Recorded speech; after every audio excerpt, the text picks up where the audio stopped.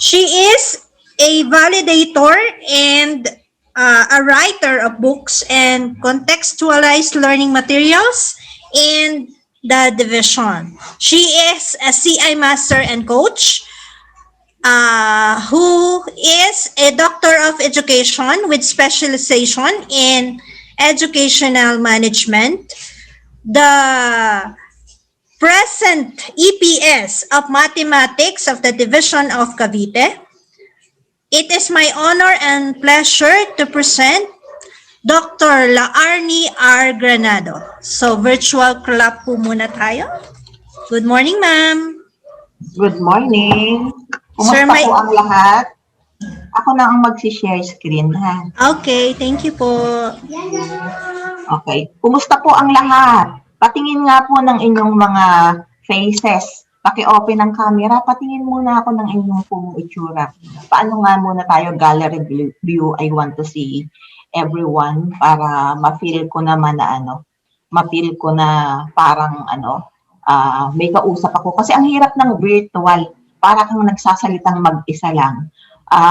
Nag-iisa ako sa kwarto at nagsasalita akong mag-isa. So I would like to see exit tayo ng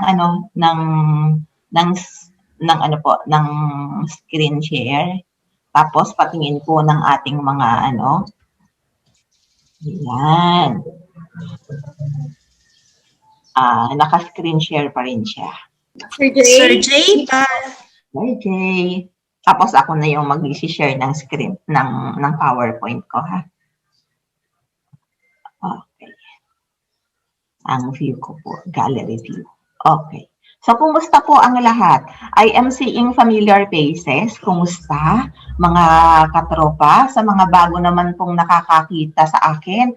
Ako po si Ma'am Laarni. I prefer to be called Ma'am Laarni because I appreciate the name given to me by my parents. Nagagandahan ako sa kanya. Yung iba ayaw, nagpapalit ng pangalan ako, I appreciate my name. So, mga kasi-ay, kumusta po kayo? So, tayo po ay magsasama-sama sa hindi naman masyadong matagal na panahon, pero medyo malawak ang tatakbuhin natin. So, i-acknowledge ko din ang aking kapwa mga CI masters na naririto at saka CI advocate. So, hindi ko na po iisa-isahin kasi you will be introduced naman. Meron tayo ditong yung dati nating CI coordinator, si Ma'am Jack. Hello, Ma'am Jack. Pareha tayo nakaputi. Hello po. Okay. CI ka pala, Ma'am Jack. No? Yes. So, Hello po. Good morning. opo. Sige po. Nag-attendance ako sa kabila. Oo. Ano po talaga? Tayo? Magkaka-jamming. Actually, we are being called, nasa CID po kami, but we are being asked to assist the SGOD for the CI. Tawag ng tungkulin, nasa CI tayo, we have to extend our services to the other section or division needing our help. At ganun po talaga ang CIP. So, ngayon po, we will be talking on some familiar topics already. But before I present the topic that is assigned to me, gusto ko muna mag-unlearn muna tayo. Kasi 3 years ago, more than 3 years ago, you have been introduced to CIP. And siguro kasama namin kayong medyo sumakit ang ulo, medyo na-stress, tama ba? Mag-thumbs up nga kung sumakit-sakit din ang ulo, tulad namin before. O ayun, may kausap na ako. Hindi na ako mukhang nge-nge dito na nag-iisang nagsasalita. Okay, sumakit ang ulo. Na-stress din ba kayo? Tulad namin before. Okay, nakaka-stress kasi may timeline. Tapos minsan, yung coach pa namin noon, ayaw pang sabihin, nasanay kasi tayo, na yung mga coaches natin, sasabihin sa atin kung anong gagawin. Spoon feeding. Ang coach namin hindi, pipigain ka ng pipigain. Pero, sa pagpiga niya dun sa amin, it brings something na nakakaano sa amin talaga, na hanggang ngayon ay dala-dala namin ni na Ma'am Beth. yung aming team before. And then ngayon we are extending our services na in a bigger division. So talagang ganun ka-significant ang CI. Kami po ay magiging CI, ang term sa amin ay CI master, pero nangingilabot kasi ako dun sa term na master. Kaya minsan ina-avoid kung pag may nagsasabing CI master, talagang paiwas-iwas ako kasi nakakapangilabot yung term. Kasi pag sinabing master, dapat lahat ng aspeto sa CIP ay alam mo na. Kaya lang, this is a continuous improvement. Nagbabago ang panahon, umiinog ang mundo, nag-iiba-iba po siya. So, paki-unlearn muna lahat ng mga natutunan nyo 3 years ago para empty your cup, para mas mabilis po naming maipaliwanag sa inyo at maipaalala yung mga bagay-bagay na significantly dapat nyong matutunan. So, kami po ay magko-coach sa inyo, gaya ng sabi ni Ma'am Mayan. We will be your mentor. Ay paminsan-minsan magde-devil's advocate po ako sa inyo. And please be open-minded because meron tayong mga constructive criticisms na gagawin. Okay po. And then, do not expect po na ididikta po namin sa inyo ang gagawin or tuturuan po namin kayo word by word kung ano po yung ilalagay sa inyong CI project. We will not do that. Bakit? Hindi naman po kami ang nakakaalam ng nangyayari sa inyong eskwelahan. Kayo po, tatanungin lang po namin kayo ng tatanungin for you to be able to present what is really happening in your school. So, pwede po kayong mag-depend ng inyong sarili. Hindi, transformational leadership po ang aming pinapractice. So, hindi po lahat ng sinasabi namin ay hindi nyo pwedeng kontrahin. Kung sa tingin po ninyo, yung aming mga sinasabi ay hindi applicable in your setting, do so. Depend your answer. Kasi pagdating po ninyo sa regional plenary, ay magde-depend rin po kayo. Kailangan masanay po kayong mag-depend. But we are going to do it in a courteous manner. Professional po yung atake. So yan po, ang aking mga preliminaries bago po ako mag-start ng aking presentation. I am presenting to you the topic assigned to me. Ayan po, nasa screen na siya. Which is systems, thinking, at saka quality. Dalawang topic po ito. Before, isang session ng quality, another session yung systems thinking, meron pang additional session untuk QM. Pero ngayon po, ang gagawin natin, since ito po ay refresher course na lang, minarge na po natin yung quality sa systems thinking in one session. Para po, mas mapabilis po yung ating flow kasi 'di ba ang CIP natin noon 1 week ang rollout sa division. Ngayon ginawa nating 3 days. Tapos another thing, this is virtual pa. And you know na kapag virtual training, hindi naman ganon ka hindi namin ganun kayong makikita, hindi namin madadamang masyado kasi hindi kagaya sa face-to-face na nakikita namin or nararamdaman namin kung nagkakaintindihan ba tayo or hindi. Dito, ayan, patingin-tingin na lang po ako sa screen sa inyo kung nagkakaintindihan kaya tayo or hindi. So, please be open-minded and be transparent. Tell what's happening. Okay? Ang atin pong mga session objectives ay ito po. We are going to provide you, the participants, with the understanding of the following, the quality. Understanding, hangga't maaari kailangan hindi na naunawaan talaga, hindi regular na nalaman lang natin yung descriptive. You have to make you really understand what quality means, the total quality management, systems thinking, and the continuous improvement methodology. Ang session outline po natin, 3.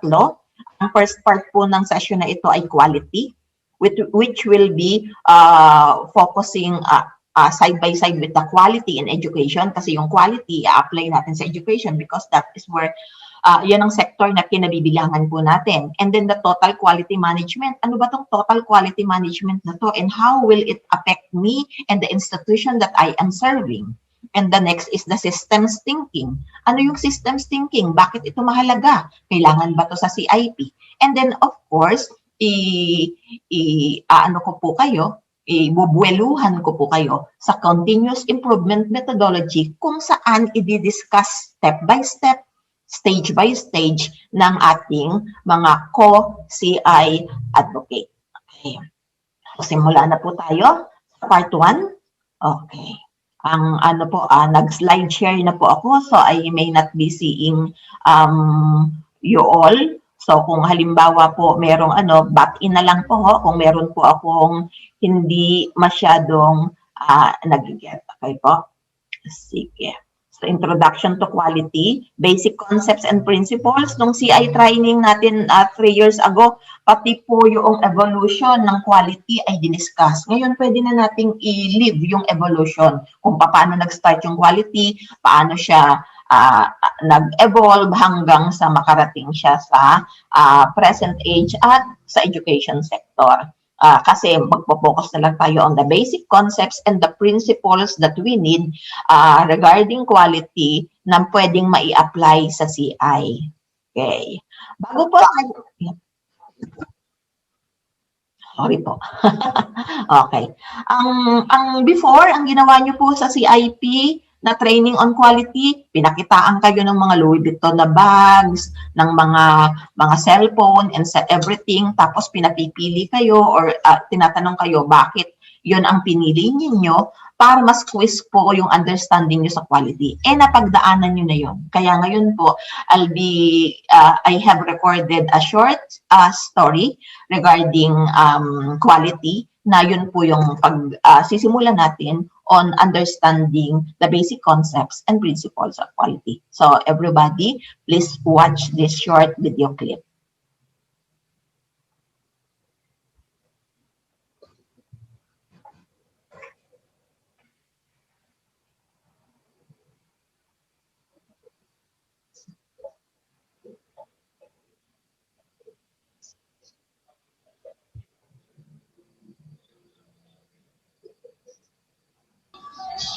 Arnie, wala pong sound.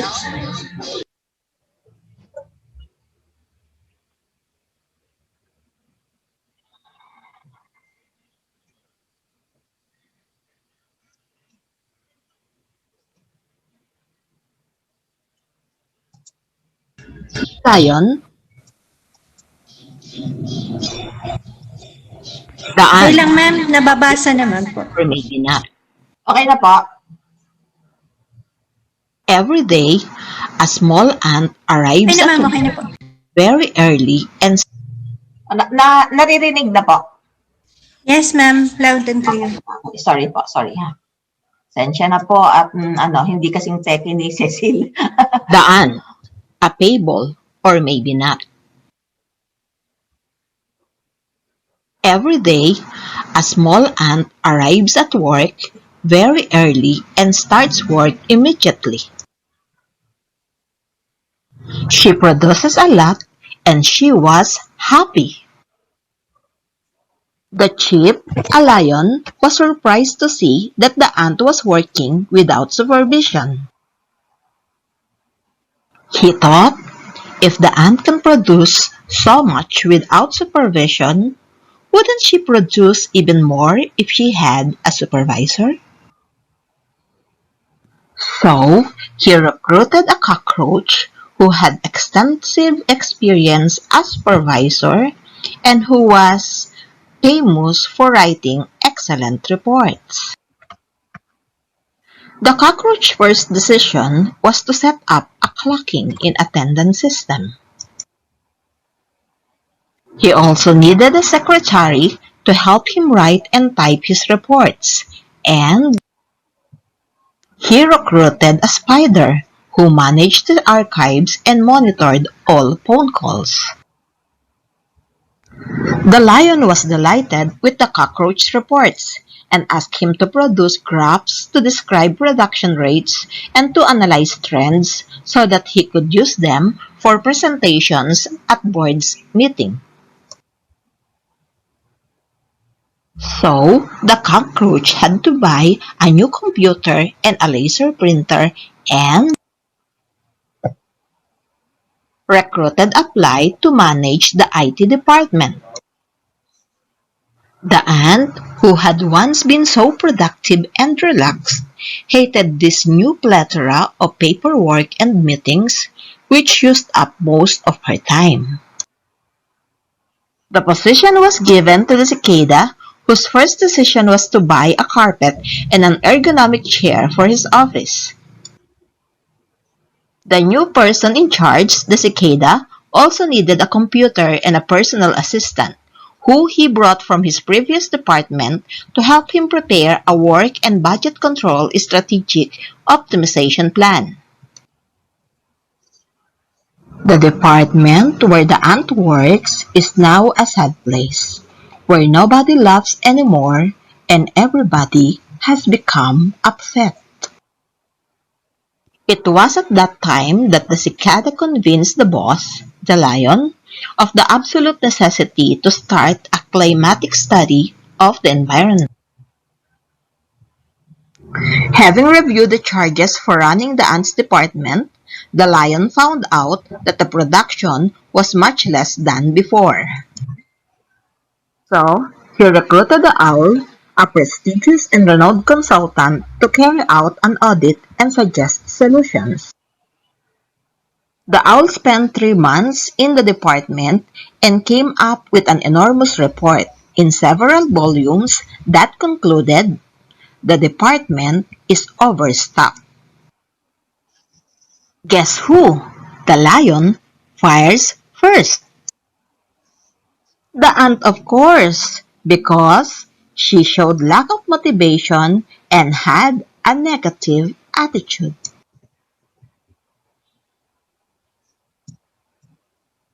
Okay, yan. So, anong masasabi niyo sa kwento? Tulad ko po ba kayo na noong narinig yung kwento na yan? Did you felt sad after the table? After na kwento yung kapya? Ma'am, medyo nagcha-choppy po ang inyong sound. Sorry. Okay. Okay na po. Okay. So, kung aalamin po natin yung story, ano ba yung gusto ng lion? Ang gusto ng lion ay maging mas productive. Nakita niyang productive yung ant. Gusto niya maging mas productive pa yung kanyang empleyado. Pero, yung ginawa ng lion, ng boss, after na makita niyang efficient yung kanyang empleyado, was it able to help the employee or nag-worsen pa ng scenario? Ang ginawa niya ay nag-hire siya ng supervisors, ng everything, but the people that he hired were not able to address the needs of the stakeholder, the internal stakeholder, which is the ant. So kung mapapansin niyo po, bagkus na maging more productive, which is yung aim or yung goal ng boss, yung ant, ang nangyari ay naging hindi na siya motivated to work. Kasi po, the boss was not able to take appropriate action for the goal. So, hindi nagkaroon ng satisfaction yung internal stakeholder. Ang nangyari, nung hindi nagkaroon ng satisfaction yung ant, nagkaroon siya ng yung commitment niya to work ay nabawasan, hindi na siya naging happy. Anong nakalagay dun sa mga last few slides? Hindi na kasing happy yung working environment. At kapag hindi na masaya ang working environment, ang nangyayari ay hindi nagiging maganda ang produkto. So, ano po kaya yung dapat nangyari? Kung na-assist kaya yung needs ng ant na maging productive siya, magiging more productive siya. O kaya naman ay nag-benchmark ng ibang ants sa ginagawa nitong unang Mr. Ant para siya ay maging makahawa ng productivity sa iba. Para yung ating situation from good, maging better, maging best. Yun po yung target ng CIP. Yung maiano po natin yung ating proseso sa paaralan para ma-improve po natin. In that case, hindi po na-improve yung ating, hindi po na-improve noong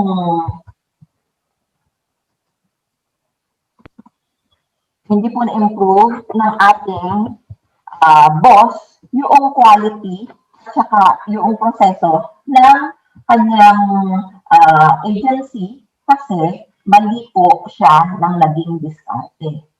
Ano ba yung, how are we going to associate the table to quality?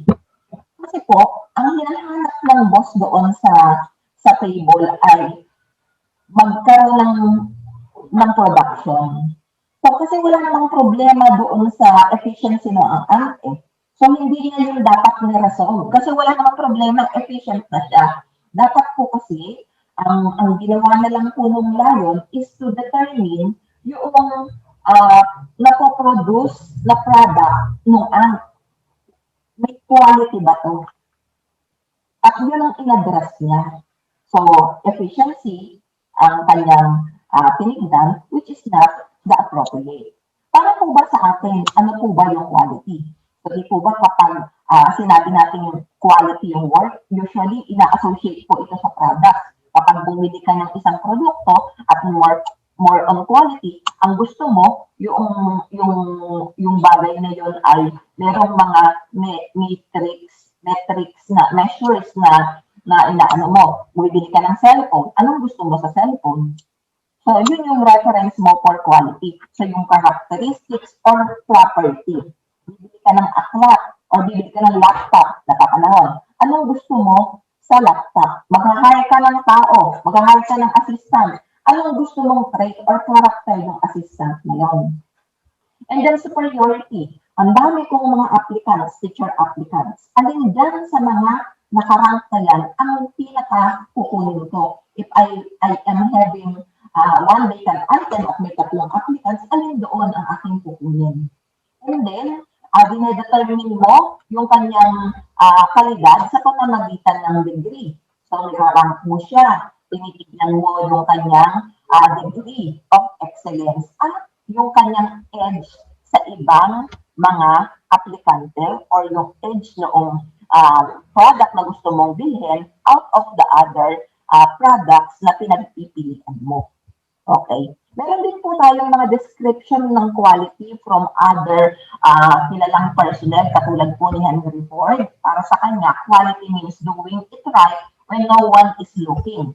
So, balik tayo sa table. Gumagawa yung art kahit walang supervisor. Nag-work siya without supervisor. So, nakita ng boss, nakakagawa siya nakakapag-produce siya without supervisor. How much more kung meron? So, dapat po, ang tinignan na lang natin noon is ginagawa ba niya ito ng tama? With quality ba yung kanyang work? Okay?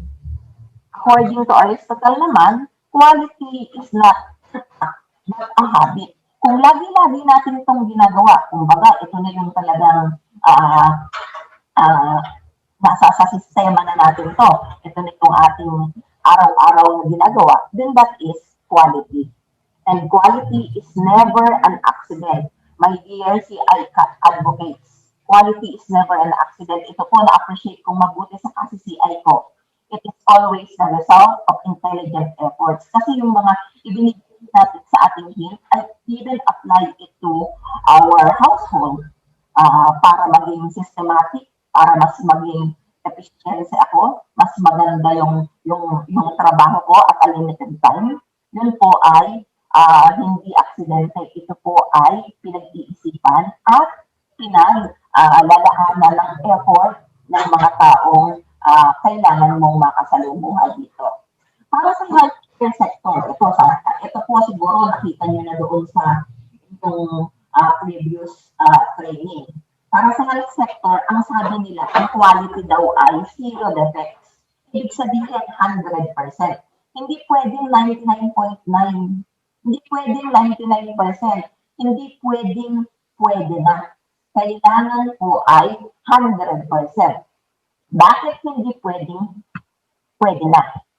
Kasi, pag nagkamali, kapag 99.9% lang ang ang ating pong makikita, 6 newborns will be given the wrong patient. So magkakaroon. Ito, napapanood ko, di ba, merong switch na nagpapalit-palit ng sanggol ngayon. Then 480 pieces of email na ngayon will be mishandled every hour. Imagine niyo po na kapag naligaw yung email mo.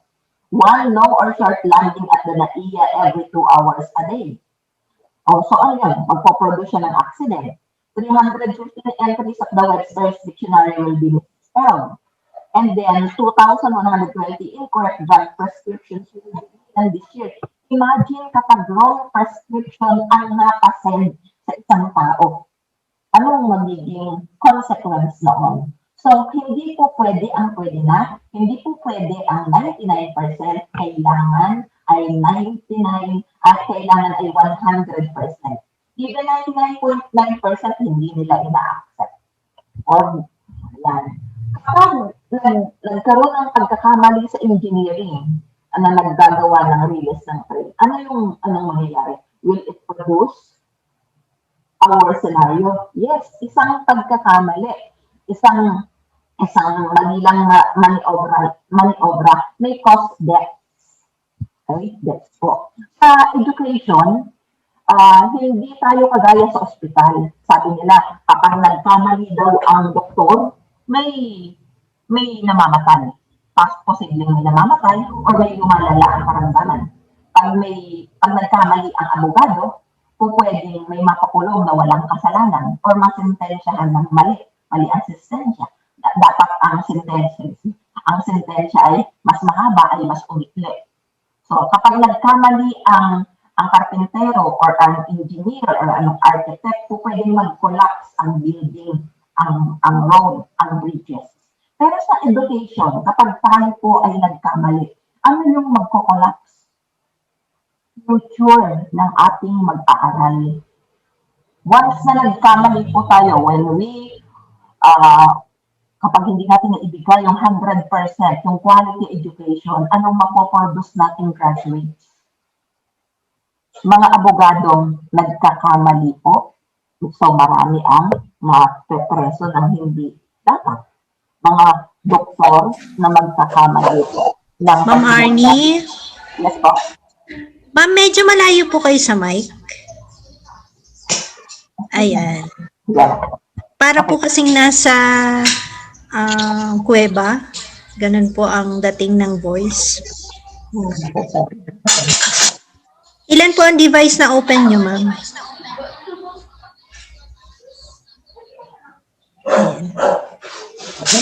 Ma'am, ano ko po, ha? Ayan, medyo okay na po ng konti. Okay. Nauunawaan na po? Okay, balik po ako sa share screen po. Ayan, ma'am, better. Okay. So again, kapag nagkamali po tayo, we are, ang nagko-collapse po ay future ng ating nation. So ganun ka-significant. Kung significant na makapagbigay ng 100% quality sa medical sector, at saka sa ibang mga sector, ganun din po ka-significant ang quality sa education. Dati-rate, ang ISO, ang CI ay para lamang sa mga companies na nagpo-produce ng products. Ngayon po, ipinasok din po nila doon sa mga companies na nagbibigay ng services katulad po natin. Ang end product po natin, ang atin pong ibinibigay ay serbisyo ng edukasyon. So po pwede rin pong magkaroon ng quality in giving services because quality is defined as the degree to which a set of inherent characteristics fulfills the requirement. May requirement tayo para masabi na quality education ang ating ibinibigay. So, we can have our 100% on it. Okay. In other words, ito po yung mga basic terms or reference natin sa quality. Pwede siyang performance. Ano ba yung performance natin? Action or process of carrying out or accomplishing an action, task, or function. So ito po, ay basic definition lamang po ng performance. Pero para sa atin, ano yung performance mo as a teacher? Para sa'yo, paano mo masasabi na quality yung instruction mo for this day? In pandemic, paano nyo po malalaman na quality ang pagbibigay nyo ng instruction sa bata? So, gumagawa ka ng certain action. On my case, when I was a teacher pa, para malaman ko kung ako ay okay yung performance ko, I am looking at the performance of my students. Okay? At saka tinitignan din natin ang ating performance rating, ang performance ng ating paaralan. Ang amin bang school, ang school ba na nabibilangan ko ay leading? Okay, kung ako'y math teacher, ako kumusta kami sa mathematics? Pumapasa ba kami sa NAT? Ilan yung bagsak sa NAT before? Or yung mga estudyante ko, ilan yung nakakapasa sa mga college entrance test? Okay? So, yun po yung basis ko ng performance ko. Next, pwede din po naman na ang quality ay i-associate sa word na reliability. How reliable is ang services na ating ibinibigay? It is the ability to be relied on or depended on as for accuracy, honesty, and achievement. Kapag ba ang ating estudyante na first honor ay dinala sa ibang paaralan, honor pa rin ba siya? Reliable ba yung grades na ibinigay natin sa kanya? Reliable ba yung ranking niya or yung kanyang estado sa ating paaralan? Magpe-first pa rin ba? Kung first siya sa atin, magpe-first pa rin ba siya kahit dumating siya sa ibang school? Durability, the ability to withstand wear, pressure, or damage. Durable. Paano mo natin i-associate yan sa quality natin sa education? So, halimbawa, we are producing, ano ba yung pinoproduce natin ngayon? Mga modules. Durable ba yung mga modules nating kinukuha, piniprint? Or after isang gamit ba ay sira na? So, yun po, quality ng ating services, quality ng materials na ginagamit natin sa paaralan, durable ba yung ating mga desk, yung ating mga buildings? Okay, next. Serviceability, capable or being of service. Useful, kagamit-gamit ba ang mga materials nating ginagamit sa pagtuturo? Aesthetics, laging kailangang may konting ganda. Kasi syempre kapag ang isang bagay, usually ina-associate natin talaga yung quality sa beauty. Although, bandang huli, nung araw kapag sinabi mong pipili ka, gusto mo lagi ay maganda, di ba? So, ngayon, hindi nang aesthetics talaga siya eh. Laging kailangan makikita mo yung itsura niya. Okay? So, it is a set of principles concerned with the nature and appreciation of beauty. So, kaya nagkakaroon tayo ng layout kapag gumagawa tayo ng modules. Kailangan, kahit ang ganda-ganda ng laman ng module mo, kung hindi naman siya appealing sa learner, hindi siya ma-appreciate ng learner. So, aesthetics contributes a lot to quality. So, ang instructional devices natin na nagpe-face-to-face pa, or kapag kayo ay nagtuturo ng online, yung instructional devices nyo ba ay appealing sa millennials which are your customers? Appealing ba siya? So, aesthetics really contribute a lot to quality. And then, also, yung mga features po natin, yung distinctive attribute or aspect of something. Ano ba yung features nung ginamit mong applications? Or kung ano man yung ginamit mo sa school. And then the last is conformance to standards. Lagi po tayong merong certain standards na kailangan pong i-conform with. So, may mga checklist tayo. Ito po ba ay umaayon sa mga hinihingi ni DepEd? Or DepEd lang ba ang kailangan nating isatisfy? Paano naman yung mga needs and wants ng ating stakeholders. Umaayon din ba ito sa gusto ng city?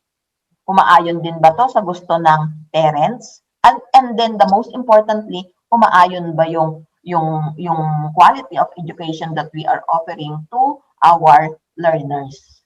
Kasi minsan nag-aano na tayo nung quality na ina-associate lang natin sa kung anong gusto ni principal, anong gusto ni mayor, anong gusto ni congressman, anong gusto ni parents, anong gusto ng bata. Okay? Next po. Quality in education. Ano naman yung quality in education? So, hindi laging produkto. I-associate natin ngayon yung quality, yung kalidad sa edukasyon. Because, according sa UNICEF 2000, children have a right to an education, a quality education. So, hindi tayo basta edukasyon lang. Bakit noong araw ang daming nagpapaaral sa private school? Ayaw magpaaral sa public school. Kasi sabi nila sa public, ang dami-daming estudyante, walang quality of education. Pero bakit ngayon? Okay na yung lumilipat na sa public schools. Okay.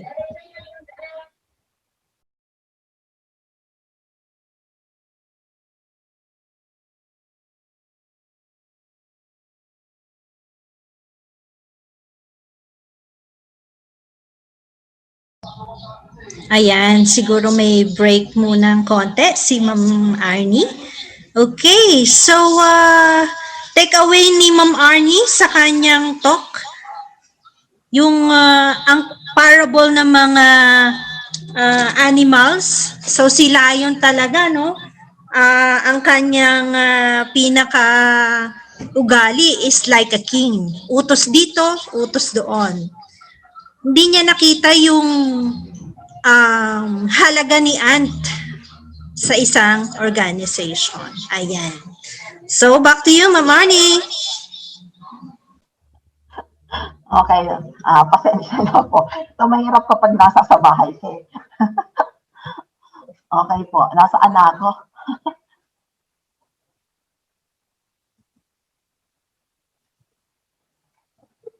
So, yun po, yung quality in education, ano?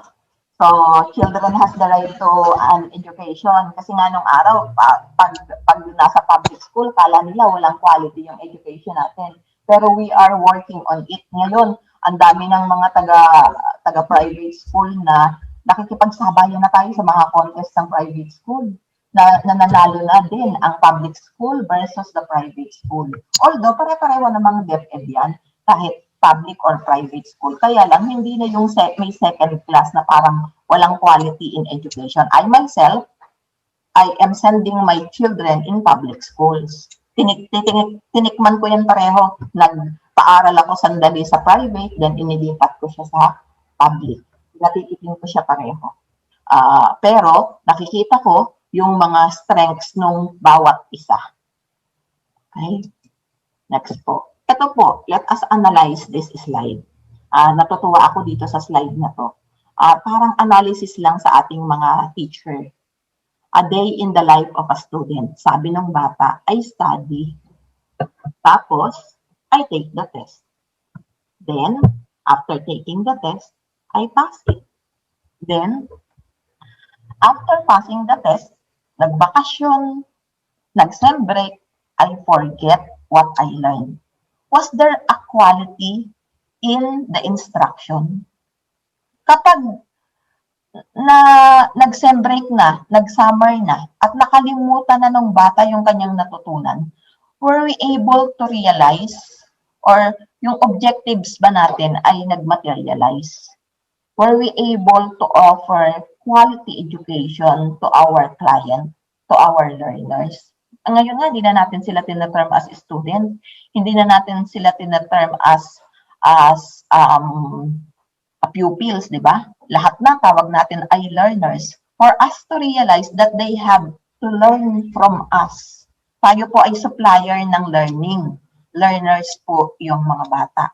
So, paki-reflect po on this. I really like this slide. Kapag ako ay nag-discuss ng quality, hindi ko minimiss ang slide na to.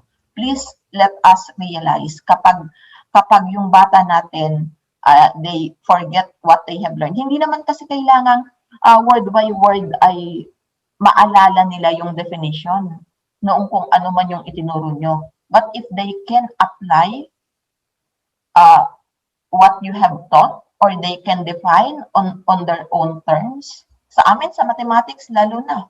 If they can apply mathematics in the school of life, then I have satisfied my goal as a teacher. Merong quality in education, merong quality in my instructions. Think of this. Ngayon naman, yung una ko pong ipinakita ay self-reflection niyo po ito bilang teacher, as an individual teacher. Yan po. Ngayon naman, bilang grupo, isang grupo po kayo, ano naman yung quality sa inyong paaralan? Paano niyo masasabing ang school na kinabibilangan ko ay nagpo-produce, nag-o-offer ng quality education? Okay. So, balik po tayo ulit kay UNICEF. Sabi ng UNICEF, quality in education pertains to healthy learners supported by their families and community. So, healthy learners, sasabihin ninyo, ay, wala na kami pakialam dyan kung healthy siya, hindi naman kami nagpapakain dyan. Pero kapag ba yung bata ay gutom, matututo ba siya? Kaya anong ginawa natin? Nagawa tayo ng mga feeding programs. Humahanap tayo ng mga stakeholders na po pwedeng sumuporta sa kanila. Nagbigay si government ng 4Ps. Okay? So, yun po. Kasi kapag ang bata ay gutom, may karamdaman, hindi siya matututo. And hindi tayo, magpe-fail tayo. So, hindi po tayo po pwedeng lumalakad sa sarili lang natin. Safe learning environments, ito po, pangalawa, safe learning environments with adequate resources and facilities safe. Kaya meron na tayo ngayong DRRM. Nakikipag-coordinate na tayo sa City Engineering Office or sa Provincial Engineering Office sa munisipyo regarding the safety of our learners with adequate resources and facilities. Okay? Relevant curricula and materials for the acquisition of the basic skills. Relevant curricula. Nagkaroon ng pandemic. Hindi na applicable yung ating kaya nagkaroon tayo ng MELC. Most essential na lang ang in-offer natin ngayon. Kasi hindi tayo nag-o-offer ng face-to-face instruction. And then the materials, natural, ang materials ay susunod sa curriculum. So ano yung materials natin ngayon? Napapanahon, modules, mga online applications for the effective acquisition of our basic skills. Child-centered teaching processes with well-managed classrooms and schools. Tinuruan natin ang ating mga teachers kung paano mag-adapt sa millennial clients. Millennials yung clients natin, saan sila equipped? Ano yung teaching learning process na dapat kong magamit? Kaya hindi po pwede na maedad na ako, hindi na ako marunong niyang mga computer na yan, wala na akong alam sa apps na yun. We have to adapt ourselves with the technology. Kasi ang ating mga estudyante, which are our primary clients, are born with the technology. Kailangan umagapay tayo sa kanila. Kasi we cannot give something that we do not have. Kung hindi natin alam gumamit ng technology na yon, sa paraan lang na yon natututo yung mga bata, ay we will not be an effective teacher. Next, outcome-based learning relevant to the achievement of the national goals in society. Palagi po tayo, pag nag-target tayo, laging ang basis natin, ano yung national target? At i-align po natin yon. Hindi tayo po pwedeng masatisfy na lang na ang Pilipinas ay laging nasa top 3 ng lowest achiever sa education. Baka naman po pwedeng iangat-angat natin yan sa pagtutulong-tulungan. Quality in education, the understanding of education as a complex system embedded in a political complex. Complex siya. Embedded in a political, cultural, and economics context. Then it is important to keep in mind education system's nature. However, these dimensions are interdependent, influencing each other in ways that are sometimes unforeseeable. Okay? In other words, meron po tayong old quality versus the new quality. The difference between old quality and new quality is that old was the work of craftsmen and the new one is the work of a system. Dati, may mga certain people lang na gumagawa ng work for the quality. Ngayon, hindi isang set of people lang. Kailangan po 'yon ay pinagtulong-tulungan ng isang sistema. Okay. I-associate naman natin ang quality sa total quality management. Nagsimula tayo sa simpleng definisyon ng word na quality. Sinundan po yun noong pag-associate ng word na quality to the education or quality in education. Ngayon naman ay total quality management. Kasi kahit maunawaan nyo yung word na quality at mai-associate nyo yung quality to education, wherein yung sector na kinabibilangan natin, kung hindi naman mamamanage totally ang quality na to, wala po itong ating pinag-uusapan na to. And that is where the total quality management stands. Total quality management can be summarized. Sinamarize na lang agad mo. Kasi pag diniscuss natin yung TQM, isang session po yan. Can be summarized as a management system for the customer-focused organization that involves all employees in a continual improvement. Ang root word po natin, customer-focused organization. At dahil customer-focused siya, nag-i-involve siya ng lahat ng mga empleyado. Nagpanukala kayo ng disiplina, pero hindi naman informed yung gwardiya. Kahit saan pwede nang magtapon, nakikita ng gwardiya, okay lang. Kailangan i-inform po natin yan because we are working as a whole. Okay, ang TQM po ay merong cycle. Yan, it focus on the customer. Then, continuous improvement po siya. And then, may quality improvement, accurate evaluation of employees, involve all employees. Tapos po ay ikot siya ng ikot. Makikita nyo po ang significance ng continuous improvement sa ating pinag-uusapan. Total quality management, a comprehensive and fundamental rule or belief for the leading and operating an organization aimed at continually improving performance over the long term by focusing on customers and addressing the needs of all the stakeholders. At yan po ay galing sa ISO. Yan. In education, kapag po we are working on total quality management, kailangan na unang-una po ay i-analyze natin ang school profile, the environment, the relationship, and the challenges. Meron po tayo diyaang school leadership. Kaya po nung unang CI, di ba, ang inyong mga school heads ay kasama. Then, in-involve talaga natin sila. Ngayon, na-appreciate na nila kung ano ang significance ng continuous improvement, kaya hindi na natin sila kasama. Pero, kung hindi nyo man sila kasama ngayon sa training na to, involved pa rin po sila. Kaya lang, kumbaga, naipaunawa na natin sa kanila on the previous trainings, their involvement in CI. Then, ang school improvement planning, isasama po sa school improvement planning. And then, the learners and the stakeholders focus to be determined by the measurement, analysis, and knowledge management. Ayan, kararan lang before ng knowledge management training natin. And then the school, magkakadugtong talaga siya. The school process management, followed by the result, and the teaching and non-teaching staff focus. Okay. Building a house of quality. Sa ating paaralan, magbibuild po tayo ng house of quality. At ang primary mover po dito, ang prime movers po dito ay kayo po sa kayong team po. Kung ilan kayo per school, 3 kayo per school, kayo po ang prime movers in building a house of quality in your school. Paano po ito?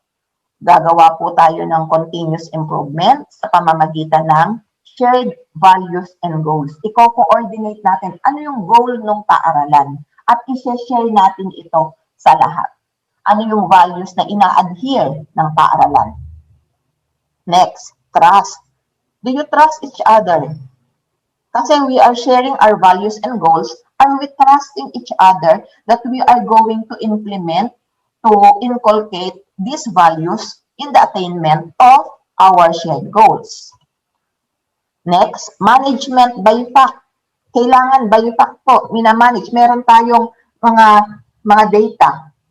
Yung management ay based on the data taken. Kailangan ang data hindi na manipulate, ha? Kung ano talaga yung data, yun talaga dapat ang gamitin. And then, ano yung focus ng customer? Ano yung expectations natin? High expectations, mas maganda. Kasi mag-e-expect ka na din lang, taasan mo na. Mangangarap ka na din lang, ayusin mo na. Then, involvement. Sinong involved? Lahat ay involved. And then, assessment and feedback. Titignan natin, how well do we do? Ano yung feedback para continuously ma-improve natin ang ating school of quality. How can leaders cause quality? Kailangan natin talaga yung ating leaders, no? We have to manage the facts. Ito yung result ng ating LOA. Paano natin to gagamitin in the improvement of our instructions? Drive out fear. Kasi po, minsan natatakot tayo sa mga bagay na hindi natin dapat katakutan. Kasi na-address natin yung maling bagay. Pero if we manage the facts, we will be able to drive out our fear. Follow the Socratic method. Ano ba yung Socratic method? Ayan yung nasa sa picture po. Tanong ng tanong si teacher, i-squeeze mo yung bata, i-coach mo siya para makuha mo yung kanyang opinion. Hindi mo siya i-feed lang. Okay? Promote the use of comparisons and stretch the goals. Ko-compare natin ang previous achievement natin to our present achievement. And then, fix processes, not the people. Hindi po pwedeng tao ang i-blame. Proseso po yung ating aayusin, hindi po yung tao. Kasi po, kapag ang inano nyo po ay tao, yan po ay masasaktan. Pero kapag proseso, maisasaayos po natin yan. And then, focus on the culture. In transforming our organization for total quality, ito po yung ating gustong mangyari. From motivation through fear, takot ka sa principal mo, takot ka sa boss mo, loyal ka doon sa school head mo, ililipat po natin siya sa motivation through our shared vision. Para kahit lumipat na yung school head na kung saan loyal ka, ganun pa rin yung performance mo. Kapag napalitan yung school head mo, dati ang higpit-higpit, napalitan ng ang luwag-luwag, magiging lax ka na ba sa performance mo? Attitude, it's their problem. Hindi po yun is their problem. Ownership of every problem affecting the customer, it's our problem. Okay? Kapag merong anumang masamang nangyari sa eskwelahan, ikaw po ay co-owner noon.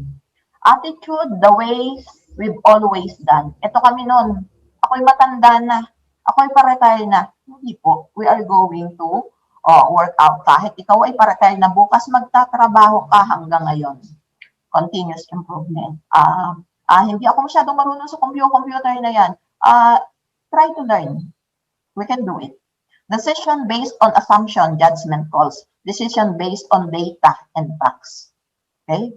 Hindi na po i-assume lang. Kailangan based on the data. Everything begins and ends with management. No. Everything begins and ends with outcomes. Ito yung outcomes. Sisimulan natin dito kung paano natin i-improve yung process. Kapag nadagdagan yung outcomes, then we are improving. Crisis management and recovery. Doing the right things at the first time. Kasi laging merong intervention eh. Kapag ganito ang nangyari, kapag may bumagsak, magkakaroon ng remedial. Pwede ba natin targetin na wala na lang bagsak? Hindi po natin, tatargetin po natin na 100% of our learners will pass. Okay? Then, choosing participative or scientific management. Choosing scientific and participative management. So, dati participative bago management. Ngayon naman, unahin na muna natin yung scientific terms. Next, the TQM score principles are the client, syempre, kliyente muna, merong teamwork, at merong continuous improvement. Paano po yun? Yung client, hanggang 11 naman ako, no? 10 o'clock pa. Part 1 pa lang kasi tayo. The client-focused model, the client-centric business model. So, ito po, kung ito po ay yung kliyente natin, sino yung kliyente natin, sino-sino ang kliyente natin, are we serving them in a way na yung best interest ba nila ay ina-address po natin, sinusuportahan, yung expectations ba nila ay na ibibigay natin, yung time ba nila ay nasusunod, yung time frame, yung trust ba, do they trust us? Nagpapaaral sa atin. So, ibig sabihin, they are trusting us. And when they are trusting us, they are giving us their interest and their time, ibig sabihin, they are depending their future on us. Okay? So, hindi po pwedeng ang teacher lang ang aasahan sa pag-usod ng bata. It is a team effort, collaborative effort. Yan po yung mga boxes in creating enthusiasm, ano po yan? And then this supportive informal group atmosphere and so on. Okay? Hindi ko na po iisa-isahin. Next. Ang TQMs po ay pwedeng mag-fail. Paano? Kapag wala pong, there is lack of leadership. Kapag there is lack of continuous education, kulang po ng orientation, meron pong, wala pong customer focus, may inefficient measurement system, at merong lack of empowerment and teamwork. Ito po yung ating gagamitin sa pamamagitan ng continuous improvement plan. So, meron po tayong cycle dito, which is the PDCA. Siguro naman, nare-recall nyo pa before, no? Although, itong PDCA po na ito ay i-discuss pa further sa inyo pagdating sa stage 2 and 3. Stages 2 and 3. So, paplanuhin, paano natin papalitan yung proseso. Okay? Ipe-predict yung magiging epekto nito sa atin. Then i-implement natin to. Then i-check natin yung resulta. At pagkatapos ay, kapag na-prove na effective na yon, we are going to adapt the change as a permanent modification to the process. O kaya naman, kung nakita natin na hindi siya effective, abandon the project and proceed to another one.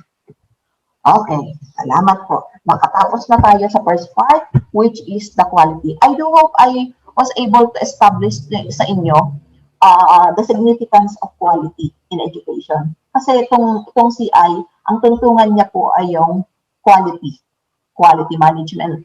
At ito po ay maa-attain through systems thinking. Ano po ba yung systems thinking? Isang paaralan tayo, meron tayong isang sistema. So, tignan po natin ang description ng system according to NAIA. A system is a whole, isang buo, which consists of interdependent and interacting parts with a single purpose. A system is greater than the sum of its parts. So, naalala po ba itong big elephant na ito? Yes, ma'am. Naalala to? Okay, sige po. So, may ibinigay sa inyong big elephant. Hindi pa rin ako. Basta nag-discuss po kayo ng systems thinking, kailangan talaga to pong big elephant na ito. So, para sa isa, nakita niya, it's a fan, it's a spear, it's a snake, it's a tree. So, sa perspektibo noong isang tao, kung ano yung nasa harap niya, yun ang pagkakakita niya.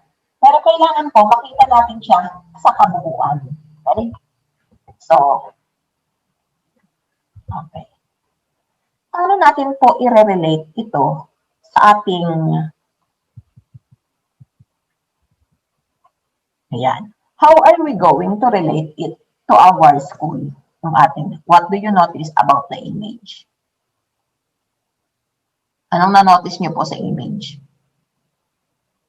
Isang elepante siya na iba-ibang tao, iba-iba yung perspektibo.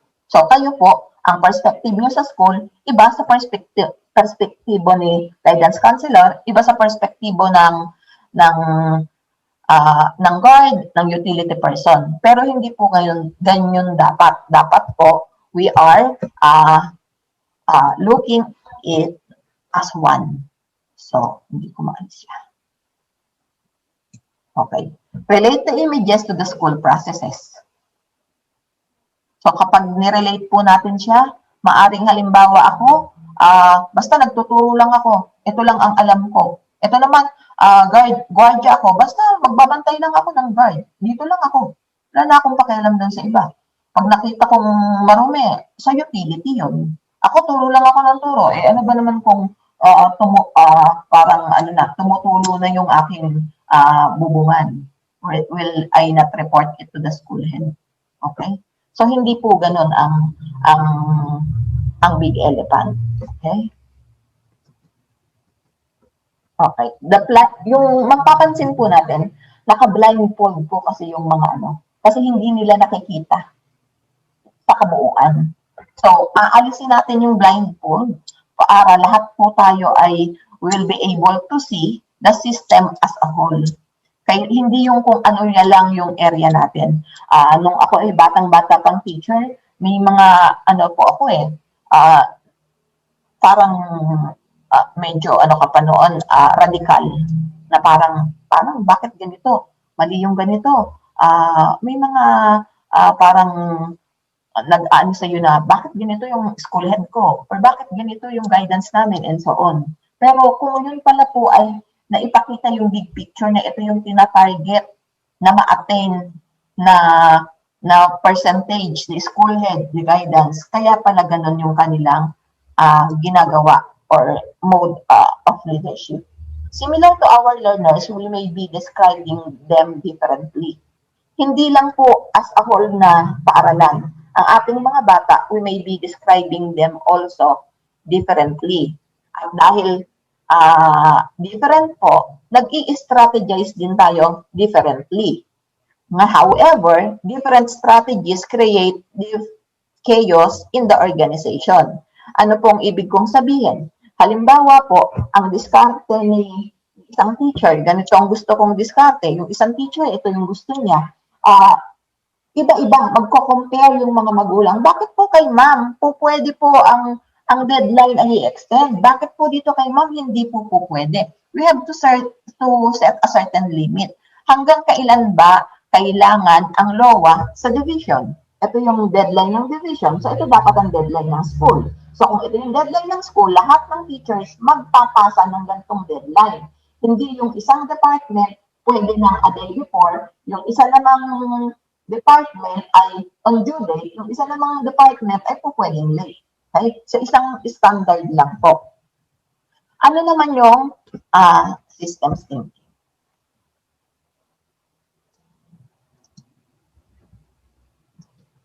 Okay. Systems thinking is a way of thinking paradigm about the world in the relationship. Di ba kapag naggagawa tayo ng mga research study, meron tayong paradigm para po makita natin yung kabuuan. This is a way of thinking about life, work, and the world based on the importance of relationships and interconnections. Ayan, ito pa ang isa sa mga gustong-gusto ko ding figure na hindi ko inalis sa ating discussion. Okay. So, ayan. Ito yung mga dignitaries. Okay? Pwede ding, ito tayo. Tapos, ito yung mga drivers natin. Or ito yung natin. So, may tumulong hubong. Wala akong pakialam dyan. Kasi, basta magtuturo lang ako. O kapag ba nabasa yung mga instructional devices mo, nagbaha yung classroom mo, will you not be affected? So, improvement has to be systemic and not piecemeal. Kasi, kapag ang tendency natin ay mag-sit back, ako ay magtuturo lang, meron na akong learning plan, meron na akong instructional materials, bahala na kayo dyan.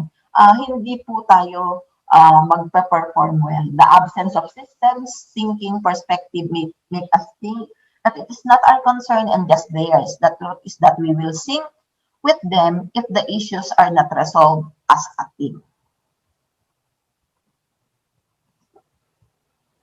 Ayan. Sino-sino yung mga stakeholders in our organization? Malapit na tong stakeholders po natin are the people or individual or group who will be affected by the action taken by the organization, or people who can influence the conduct of project but are not directly involved doing the project work. Examples po natin. Kapag sino yung po pwedeng maapektuhan? Parents, children, customers, owners, employees, associates, partners, contractors, and everything. Bakit pati sila ay kasama as stakeholder? Maaapektuhan sila in a way. Bakit? Kapag yung mga mag-aaral natin ay hindi natuto, hindi lang naman magulang natin ang maaapektuhan doon. Kung hindi, kapag naging empleyado yung estudyante natin in the future at hindi siya magaling sa kung ano man yung field na naanuhan niya, yung kanyang customer ay hindi magiging satisfied. Yung kanyang magiging future employer ay hindi din masasatisfy. Okay, ano po naman yung proseso? So ito, alam na natin yung proseso, kaya lang minsan nalilito tayo dito. Set of interrelated or interacting activities which transforms inputs to outputs. This is a set of activities that is definable, repeatable, measurable, predictable, and closed-loop system. You cannot improve a process that you cannot understand. Ano ba yung proseso natin sa paaralan? Halimbawa, ngayong pandemic time, ano yung mga proseso nyo sa school na medyo kailangan nating i-improve? Okay ba yung distribution nyo ng module? Retrieval ng module? Is it okay? Kasi minsan, sabi ni Mamayan, yung previous project nyo daw ay puro reading. Siguro that time, yun ang trend. Yun ang trending, yung reading. So ngayon ay pandemic time. Ano po yung mga proseso natin sa school na sa tingin nyo ay kailangan nating i-improve? So ano yung ginagawa natin? Namimigay tayo at nagre-retrieve ng module. So the distribution and retrieval process of module, kaya bang i-improve? Or may kailangan ba, sa tingin nyo, maiaayos pa ba yun? Nagkakaproblema ba tayo doon? Paano natin maaayos ang proseso para ma-address yung problema? Assessment. Nagkakaproblema po ba kayo sa assessment process sa school? Nalilito ba yung teacher sa assessment process? Paano kaya mareresolbahan yung pagkalito ng teacher sa assessment process? Okay. So those are some examples of the processes na po pwede natin. Kasi hindi ko na naman may example sa inyo yung enrollment process kasi wala na naman tayong gasinong ina-address na issue sa enrollment today. Usually, ang nagiging issue na lang natin ngayon ay ang acquisition ng module at saka recently sa assessment, nagkaroon tayo ng problema. Yung mga head teachers ba or teachers, nahihirapan po ba kayo sa pagbibigay ng technical assistance sa instructional supervision? Paano ba nakakapagbigay nakakapagbigay ng TA kapag modular? And do we need to improve our process? May proseso po ba tayo doon? Yan. Pero para po ma-determine yun, we have to do some measuring performance. Ito po ay inaano ng KPI. Ano yung KPI? It tells how well we are delivering our outputs. Ito po yung mga tinatawag nating metrics, determinants po natin. Are we delivering our output?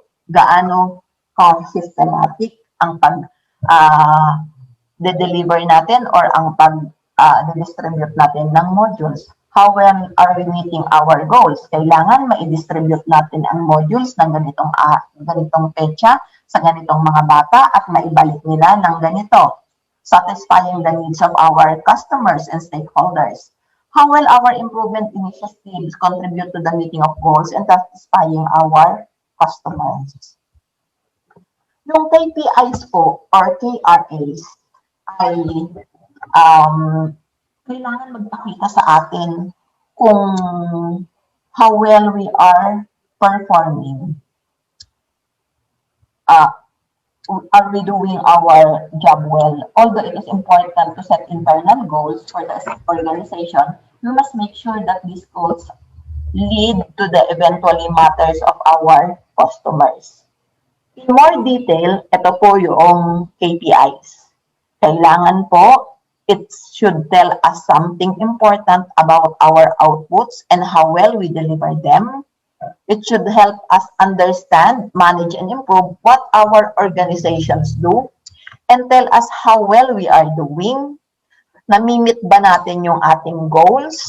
Provides basis for to say whether our customers or stakeholders are satisfied. Satisfied ba ang ating mga customers, ang ating magulang, ang ating home passes, ang ating learners sa ibiniaabot po natin sa kanilang serbisyo? Indicates whether we are in control or how we deliver our outputs or not, and provides us with a way of knowing whether the improvements we made are necessary and effective. Meron po tayong classification ng KPIs. Una po ay KPI ng organization such as division, school, or central office, o DepEd KPIs. So kapag po KPIs ng division, school, DepEd, ito po ay broad. High-level measure siya. Generally pertaining to the overall performance of the organization and often referred as result or outcomes measures. Halimbawa, ito po yung NAT scores. Employee turnover rate, number of successful school accreditation, satisfaction rating, and so on. So, yun po yung ating division or school or CO KPIs. Broad siya at a national level na. Ang process KPI naman, yun po yung specific natin that pertains to the performance of the division of the process measures. These measures may be or may not currently exist, but they need to be established. For systems perspective, we may know each activity contributes to the success of a process and each process contributes to the success of the system. No po? We may not know the measures by which we can assess the performance or the process when we will never be able to identify the causes. Bigyan po natin ng example. Halimbawa, applications process. Kung kayo po ay nasa opisina ninyo, may mga application po doon. Application ng teacher applicants lang ba? Or application po for halimbawa ay accreditation sa kung saan? O application noong halimbawa kayo ay may ALS, yung kanilang examination. Personal request to hiring turnaround time. Halimbawa, ano yung request ng personnel ninyo nang nagre-request siya noong schedule niya ay ganito. Were you able to address that? Yung nasa sa school lang natin, timeliness of report transmittal. Kung halimbawa, ang processing niyo po ay process in submission reports. Bakit yun ang nagustuhan yung i-adhere na proseso? Marami bang nalilate sa pagsasubmit ng report sa inyong school? Kung wala namang nalilate, do we need to address that? Possible. Kasi maraming nakakapag-submit, pero lahat ay nakakapag-submit, pero maraming late. So, ilan yung late? So, yun ang iaano natin. Or, lahat ay nakapag-submit, may konting late, pero tignan naman natin yung quality ng isinabmit na reports. Baka naman yung isinabmit na reports ninyo ay ang daming error. So, how can we address? So, meron pa rin siya. Okay? Then, release ng exams. Release ng exams natin. Ito, napapanahon natin to. Or release ng grades. Or release ng ng, ng modules or activity sheets, and so on. Yan. Identifying measures, yan po, supplier. Sino yung nagbibigay sa inyo? Halimbawa, module distribution. Sino nagbibigay sa inyo ng module?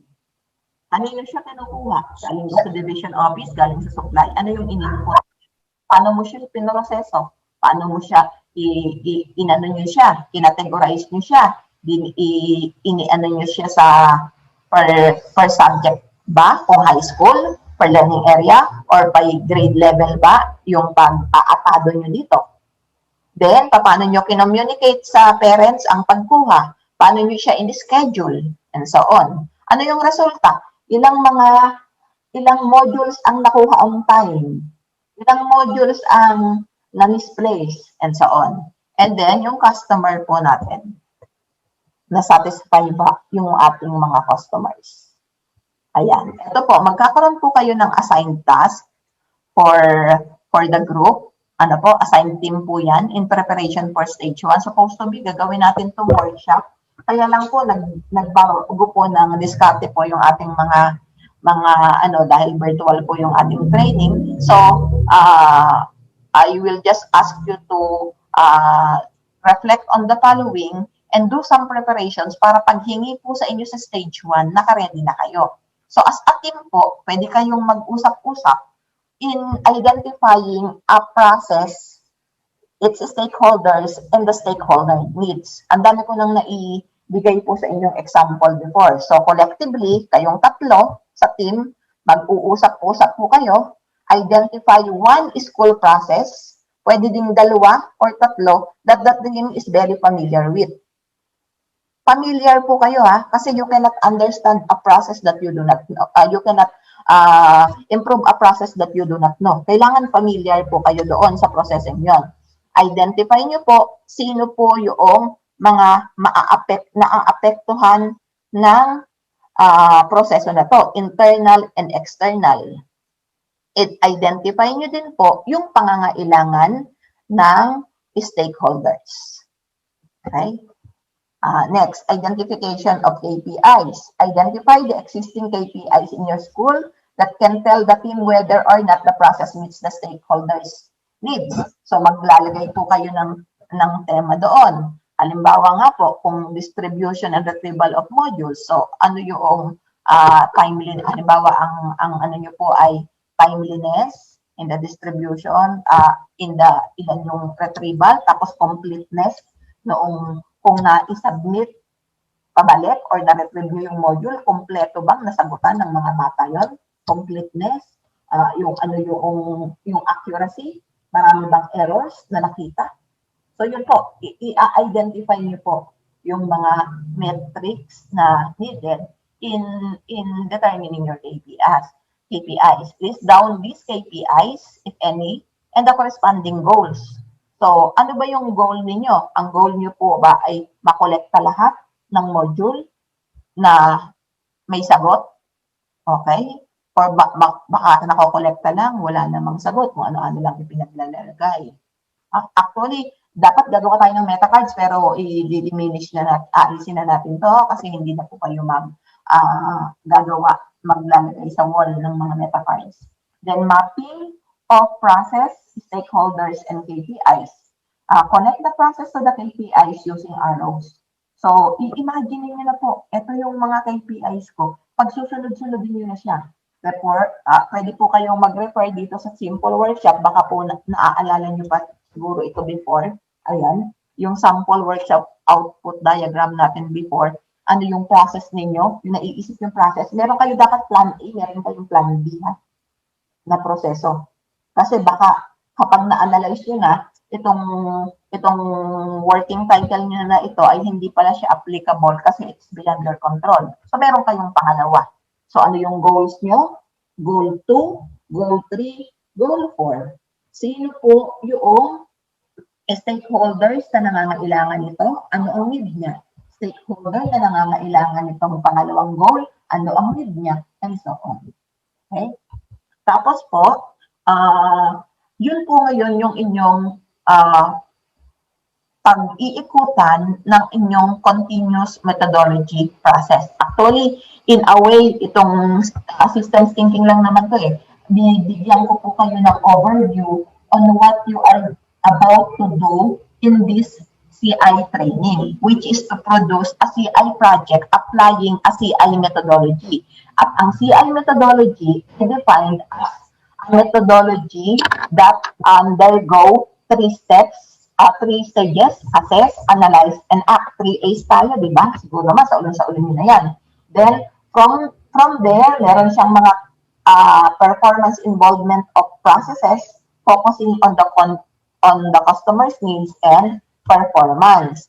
So, yan po ay structured on the step-by-step basis. Di ba? Sa assess, meron tayong steps 1, 2, 3, 4. Sa analyze, meron tayong steps 5, 6, and 7. And then sa act, na andoon yung final stage natin, which is nagko-compose ng steps 8, 9, and 10. Okay? So, methodology ito that continually assess and analyze, act on the performance improvement and key processes, focusing on the customer's needs. Lagi po, paulit-ulit po inaalala natin, customer's needs and the desired performance. Ano ang kailangan ng customer? Ano ang dapat nating gawin para ma-achieve ito? So, before I end, i-introduce ko po ngayon uli sa inyo, re-introduction na to. Kasi alam nyo na naman ito before, na pagdaanan nyo na ito before. You are going to do a continuous improvement project applying the continuous improvement methodology following the 3 stages: assess, analyze, and act, and undergoing all these steps. One by one po ito i-discuss. Ang step 1 and 2, may isang speaker na magdi-discuss. Steps 3 and 4, magdi-discuss po uling isa pa. May magdi-discuss buo ng analyze. At pagdating dahil sa act, may 2 po uling speakers na magdi-discuss. You will be seeing me again on the final stage para po ma-analyze naman natin how well we do on this training. So before I end po, allow me to give you a quote, 2 quotes na sana po ay makapag ano naman sa inyo pong spirit, makapag-uplift ng inyong spirit. So it says, risk more than others think is safe. Care more than others think is wise. Dream more than others think is practical. And expect more than others think is possible. Because nothing is impossible, the word itself says, I'm possible, from Audrey Hepburn. So I hope you learned even understand the quality and systems thinking in this short talk. Thank you, and God bless us all.